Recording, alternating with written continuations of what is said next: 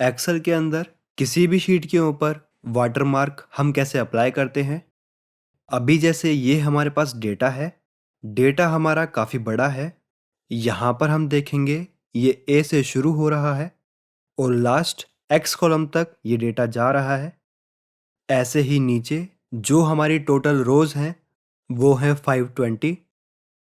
अब यहाँ पर जितने डेटा के ऊपर हमको वाटरमार्क अप्लाई करना है उतने डेटा को हम सेलेक्ट कर लेंगे। यहाँ पर मुझको अपने पूरे डेटा के ऊपर वाटरमार्क अप्लाई करना है, तो कंट्रोल ए प्रेस करते हुए पूरे डेटा को मैं सेलेक्ट कर रहा हूँ। इसके बाद हम आ जाएंगे इंसर्ट के ऊपर। यहाँ पर हमको ऑप्शन मिलेगा हेडर एंड फुटर, इसके ऊपर हम क्लिक करेंगे। अभी हम यहाँ पर देखेंगे तो ये टैब है हेडर एंड फुटर की।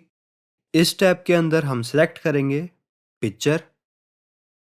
अब जो picture as a watermark sheet के ऊपर हम लगाना चाहते हैं उसको हम यहाँ पर सेलेक्ट कर लेंगे। यहाँ पर अभी जो मेरी इमेज है वो मेरे सिस्टम के अंदर है, तो यहाँ पर मैं ऑप्शन सेलेक्ट करूँगा वर्क ऑफलाइन। अगर कोई हमारी इमेज है जो ऑनलाइन है तो इस केस के अंदर हम इस ऑप्शन के ऊपर क्लिक करते, तो वर्क ऑफलाइन के ऊपर हम क्लिक करते हैं। जहाँ पर हमारी इमेज होगी उसको हम सेलेक्ट कर लेंगे। इमेज को सिलेक्ट करने के बाद इंसर्ट के ऊपर हम क्लिक करेंगे। अब यहाँ पर हम देखेंगे तो यहाँ पर लिखा हुआ आ रहा है एंड और ब्रैकेट में पिक्चर, तो हम एंड के आगे एक बार क्लिक करेंगे। अब जहाँ भी इस इमेज को एज अ वाटरमार्क हम लगाना चाहते हैं वहाँ तक हम एंटर प्रेस करते हुए आ जाएंगे। अब यहाँ से बाहर हम कहीं भी क्लिक करेंगे, जो हमारी इमेज है वो यहाँ पर हमको दिखने लगेगी।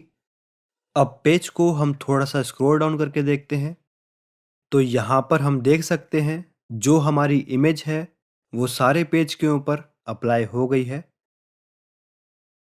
अब बात करते हैं कि जो इमेज हमने यहाँ पर सिलेक्ट करी है वो शीट से बाहर जा रही है। सिंपल वर्ड के अंदर समझे तो इमेज का साइज हमको छोटा या बड़ा करना है। इसके लिए यहाँ पर हम क्लिक करेंगे, हेडर एंड फुटर टैब के अंदर आएंगे।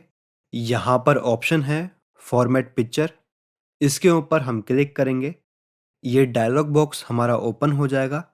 यहाँ से हम इमेज का साइज छोटा और बड़ा कर सकते हैं, तो साइज को हम अपने हिसाब से चेंज कर लेंगे। तो इस वीडियो के अंदर हमने जाना एक्सेल के अंदर कैसे हम वाटरमार्क को अप्लाई करते हैं।